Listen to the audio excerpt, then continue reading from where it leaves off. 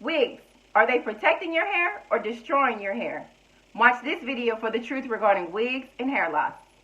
Subscribe to my channel and hit the bell to be notified when I post a new video every Friday. Can wigs be used as a protective style? Before I answer that question, let me break this down one quick second. There are two types of wig wearers. We have A and then we have B. Person A wants growth. Person B wants growth. Person A wants to use it as a protective style. Person B wants to use it as a protective style.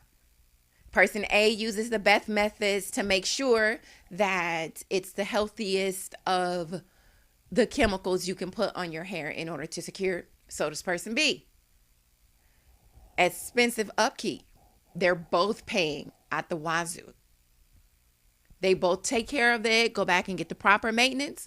But after all is said and done, person A has this result and person B has this result. Not all protective styles are created equal. Not all intentions are created equal either. As you can see, they both started out wanting growth.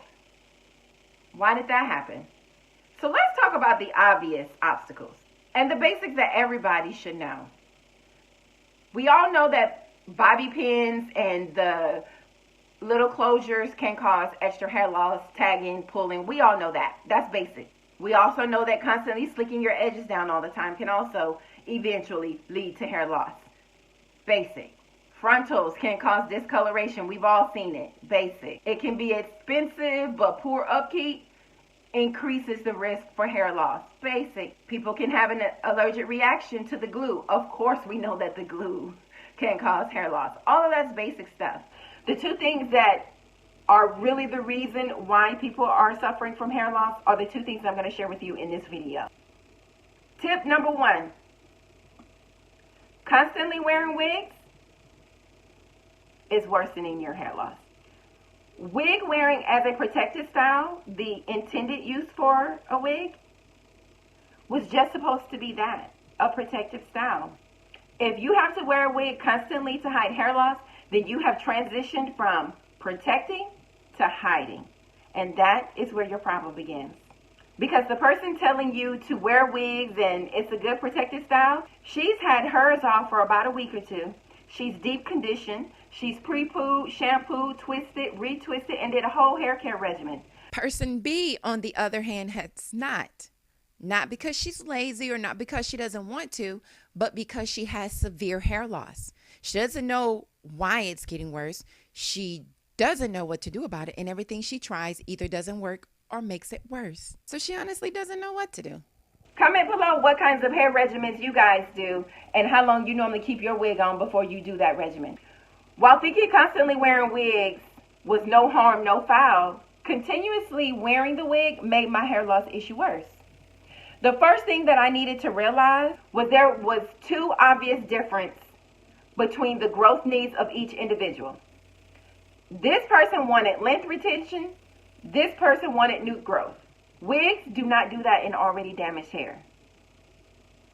Wearing a wig as a protective style, as it was intended to be used for, means that I retain length through low manipulation method. Each month the new growth comes, my hair gets longer because I'm retaining the length. We've always had new growth. That's why when you had a perm, you used to have to get it every 4 to 6 weeks. But it seemed like your hair was never getting longer because you wasn't retaining your length. But you always had to perm your new growth because your hair was continuously growing. The same thing happens when you wear the wig for a protective style. That's why wigs for that specific situation work so well. Retaining and hiding is completely different. That brings me to my next point. Tip number 2. Which is increased scalp infections, clogged pores, and an inflamed scalp. That's preventing your hair from growing. When people with damaged hair wear wigs constantly, the sweat that would normally immediately evaporate and get absorbed from the scalp stays on the scalp. Even with wigs that say that they're breathable. Even the capless wigs are better but still block some airflow. So imagine if you had an area of grass that was constantly hidden by shade. It was always covered. What happens eventually? Similar to a the grass trampoline. dies. We all know the little black fabric that's on a trampoline has a million holes in it. Very breathable. But yet, under a trampoline, the grass dies. This is exactly what happens when people with damaged hair and bald spots use wigs to hide their hair loss. Even though the wig is breathable, the sweat that your scalp is producing stays on your scalp until it is absorbed through the cover. The hotter the day, the more the scalp sweats. The more the scalp sweats, the more it collects. Because had the wig not been there, the scalp would have been absorbed immediately, unless you're just a heavy sweater. But what happens is the lactic acid that is in the sweat begins to collect around the hair. Lactic acid actually breaks down keratin. Keratin is the main structural component of your hair.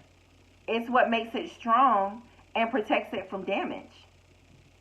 So not only does consistently wearing wigs break down the strength of the hair, it also makes it difficult for hair to grow if you're using a hair treatment, because your scalp can't properly absorb the nutrients from whatever treatment you're putting on it.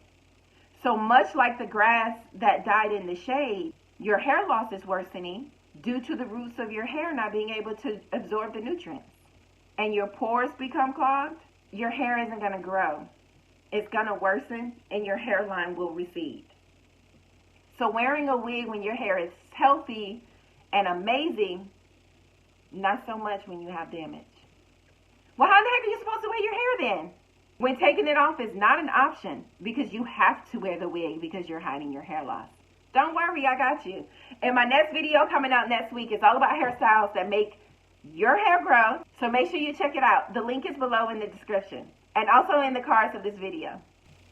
Well, now that you know the truth of whether wigs can be protective or destructive, it's time to learn how not to let it be destructive, because you totally need to wear it, right?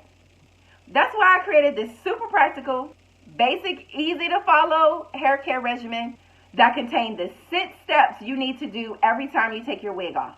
Some practical things that you can start doing today to increase your chances of having hair growth over the next 4 weeks. The link is below. Also, make sure you like my Facebook page so you can be notified whenever I go live to give you hair tutorials, cooking hair growth recipes, and podcast notifications, where we talk about all the hard topics of hair growth. If you like this video, please let me know by liking it below. Subscribe and share it with someone you know that can benefit from it. And comment below with the word helpful if this helped you at all. Until next time, I wish you the most growth.